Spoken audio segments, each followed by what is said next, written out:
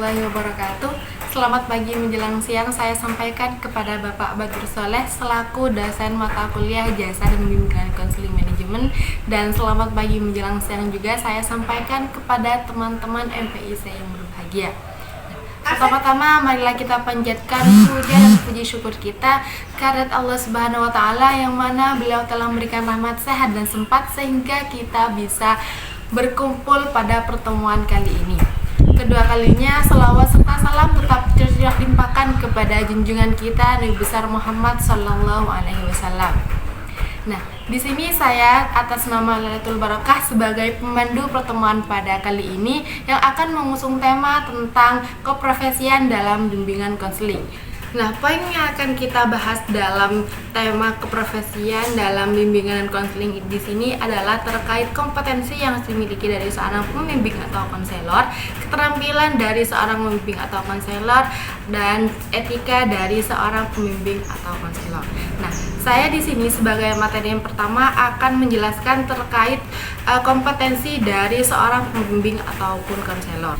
Nah, seorang pembimbing ataupun konselor di sini merupakan seseorang yang memiliki tanggung jawab untuk memastikan proses perkembangan para pelajar. Nah, dalam hal ini seorang pembimbing atau konselor itu bertugas membantu proses pengalaman diri para pelajar dalam menemukan suatu peluang yang ada agar mereka itu dapat memilih secara terbuka.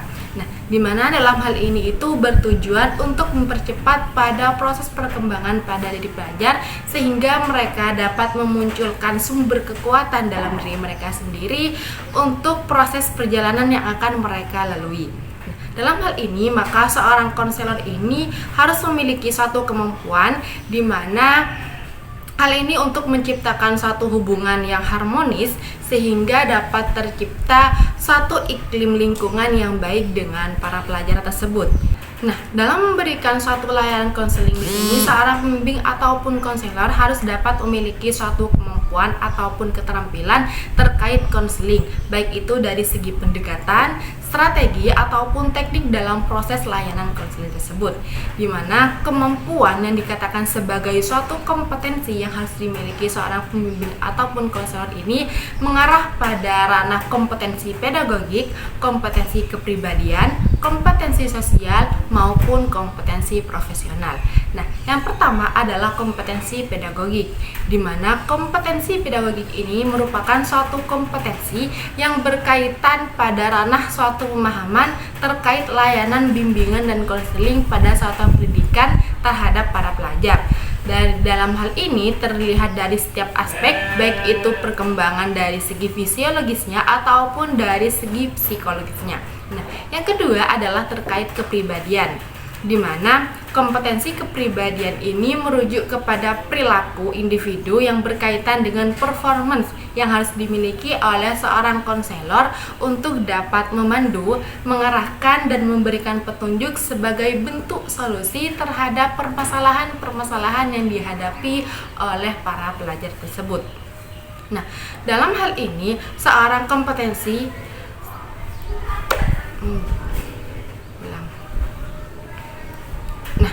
Dalam hal ini, kompetensi kepribadian yang dimiliki oleh seorang konselor ini meliputi empati, respek, kesiapan, dan aktualisasi diri. Nah, tidak hanya itu saja, kompetensi dari seorang pembimbing ataupun konselor dalam ranah kepribadian di sini juga meliputi yang pertama, beriman dan bertakwa kepada Tuhan Yang Maha Esa, yang senantiasa konsisten dalam menjalankan kehidupan beragama dengan berakhlak mulia dan berbudi pekerti luhur. Yang kedua adalah menghargai dan menjunjung tinggi nilai-nilai kemanusiaan, individualitas, dan kebebasan memilih. Yang ketiga adalah menunjukkan integritas dan stabilitas kepribadian yang kuat, dan yang keempat adalah menampilkan kinerja yang berkualitas tinggi. Nah, mungkin hanya itu saja yang dapat saya sampaikan terkait kompetensi dari seorang pembimbing ataupun konselor, di mana kompetensi yang ketiga dan yang keempat di sini akan dilanjutkan oleh rekan saya. Assalamualaikum warahmatullahi wabarakatuh. Perkenalkan, nama saya Sofwan Fuadid. Jadi di sini saya akan meneruskan dari penjelasan materi yang pertama. Di sini yaitu kompetensi sosial. Kompetensi sosial di sini yaitu seorang konselor harus dapat memiliki suatu kemampuan untuk dapat mudah berkomunikasi dan bekerja sama dalam organisasi sehingga dapat mampu untuk berkolaborasi dengan rekan-rekan satu profesi. Begitu. Dalam menjalani kegiatan pelayanan bimbingan dan konseling. Sebab seorang konselor tidak hanya melakukan pendekatan kepada siswa, namun juga harus dapat bekerja sama dengan personil sekolah lainnya, sehingga pelayanan konseling dapat berjalan secara optimal dan efektif.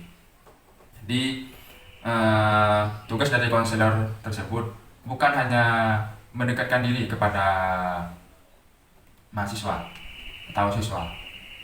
Jadi, tugas konselor di sini harus mempunyai sifat sosial, bukan hanya melakukan pendekatan kepada siswa, namun juga kepada personil-personil sekolah seperti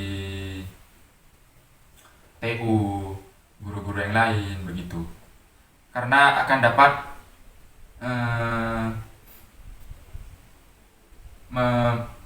mengoptimalkan dan mengefektifkan di sekolah, tugas-tugas sekolah.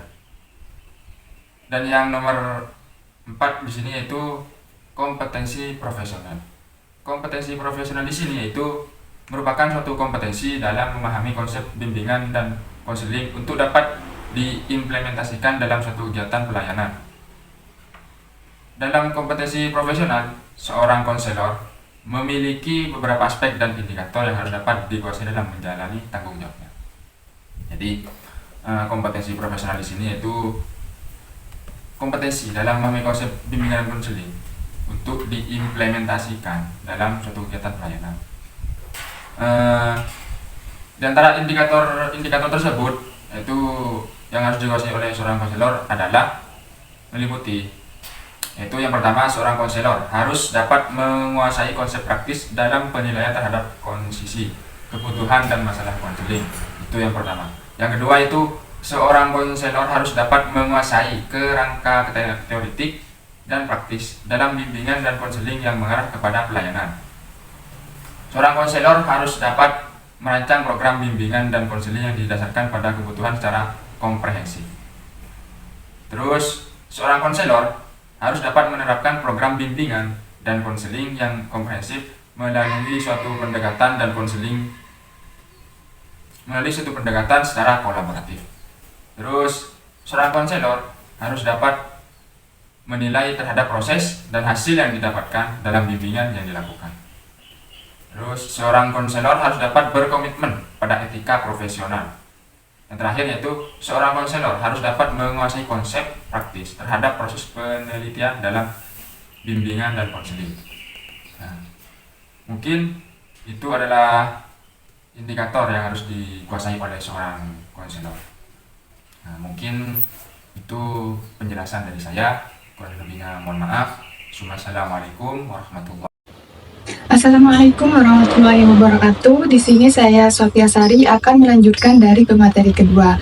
Saya sebagai pemateri ketiga yaitu tentang keterampilan konselor atau pembimbing. Keterampilan konselor memegang nilai humanistik. Dalam nilai-nilai humanistik ini termasuk menghormati setiap individu, pengakuan ketidaksempurnaan manusia, kepercayaan manusia yang bisa dididik, keyakinan akan potensi manusia untuk alasan dan kehidupan sosial, dan terakhir, keinginan yang tulus untuk dunia yang lebih baik. Keterampilan pembimbing atau konselor ini sebagai tenaga profesional harus memiliki keterampilan atau skill yang memadai dalam memberikan layanan konseling. Nah, keterampilan ini harus dimiliki seorang konselor, yaitu memiliki keterampilan dalam melaksanakan sebuah proses konseling dari awal sampai akhir. Seorang pembimbing atau konselor dituntut memiliki berbagai keterampilan konseling, yaitu serta karakteristik yang memadai. Karakteristik yang perlu dipenuhi oleh konselor tanpa memandang pendekatan atau teknik yang digunakan antara lain yaitu empati, selalu siap berdialog dengan konseling, dan menumbuhkan keberanian konseling untuk berbicara. Agar kinerja seorang konselor bisa dinilai efektif, maka konselor dituntut untuk menguasai beberapa keterampilan dalam pemberian bantuannya. Pada dasarnya, setiap tahapan dalam proses konseling memerlukan keterampilan-keterampilan dasar yang harus dimiliki konselor untuk membangun sebuah proses konseling yang komprehensif. Mungkin hanya itu, dan dilanjutkan ke materi keempat. Assalamualaikum warahmatullahi wabarakatuh.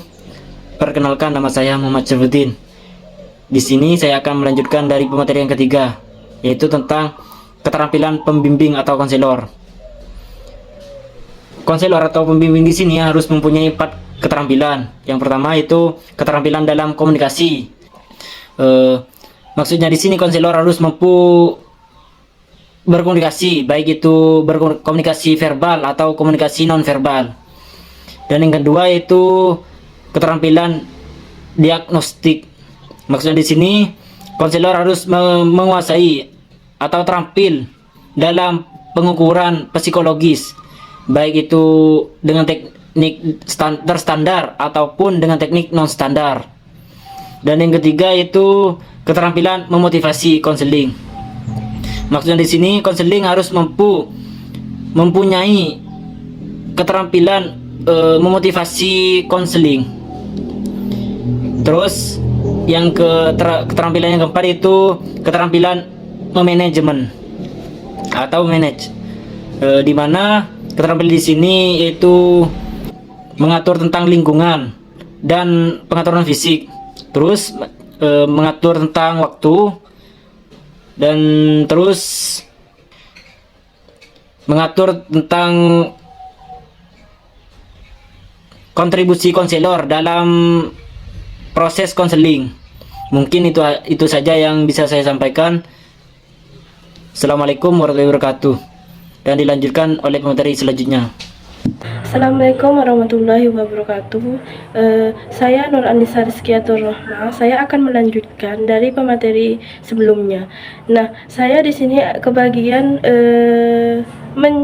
memaparkan materi tentang etika pembimbing atau konselor. Secara etimologi atau asal kata, etika itu dalam bahasa Inggris yaitu etis, memiliki arti tentang moral, akhlak, tingkah laku, dan kesusilaan. Sedangkan menurut Kamus Besar Bahasa Indonesia atau KBBI, etika adalah ilmu tentang suatu yang baik atau buruk serta tentang hak dan kewajiban moral atau akhlak. Etika profesi bimbingan dan konseling adalah kaidah-kaidah perilaku yang menjadi rujukan bagi konselor dalam melaksanakan tugas atau tanggung jawab memberi layanan bimbingan dan konseling kepada konseling. Perilaku konselor merupakan unsur terpenting dalam pemberian layanan. Perilaku yang harus dimiliki oleh konselor diantaranya adalah yang pertama yaitu harus menciptakan hubungan dan suasana yang kondusif dalam memberi layanan. Yang kedua yaitu harus bersikap objektif, tidak berpihak ke salah satu pihak. Yang ketiga yaitu menggali faktor penyebab masalah psikologis konseling. Yang keempat yaitu menentukan kerangka referensi atau perangkat kognitif yang dapat dipahami konseling untuk memecahkan masalahnya. Yang kelima yaitu konselor harus memiliki strategi untuk mengubah keyakinan konseling yang tidak rasional atau gangguan emosi yang menyalahkan dirinya sendiri. Yang keenam yaitu mempertahankan transfer pemahaman tentang perilaku baru yang diperlukan klien dalam kehidupan sehari-harinya. Yang ketujuh yaitu menjadi model atau contoh sosok yang memiliki sikap sehat dan normal. Dan sikap yang harus dimiliki yang kedelapan yaitu menyadari kesalahan yang pernah dibuat dan resiko yang dihadapinya. Yang kesembilan yaitu dapat dipercaya dan mampu menjaga kerahasiaannya. Dan yang terakhir yaitu memiliki orientasi diri yang selalu berkembang, ikhlas dalam menjalankan profesinya. Berdasarkan etika konselor di atas tersebut, seseorang konselor tidak hanya dituntut secara teknis menguasai keseluruhan aspek teoritis dan praktis bimbingan dan konseling, namun juga harus memiliki segenap aspek kepribadian yang positif serta pelanggaran terhadap kode etik dapat menyebabkan kerugian bagi diri konselor sendiri maupun pihak yang dilayani. Mungkin hanya itu yang bisa saya sampaikan. Sekian dari saya. Wassalamualaikum warahmatullahi wabarakatuh. Mungkin hanya itu saja materi yang dapat kelompok kami sampaikan terkait keprofesian dalam bimbingan konseling. Kurang dan lebihnya mohon maaf. Wassalamualaikum warahmatullahi wabarakatuh.